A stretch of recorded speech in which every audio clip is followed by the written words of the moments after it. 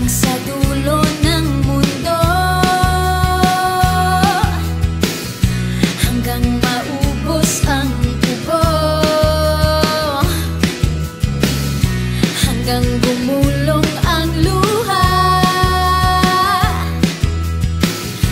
hanggang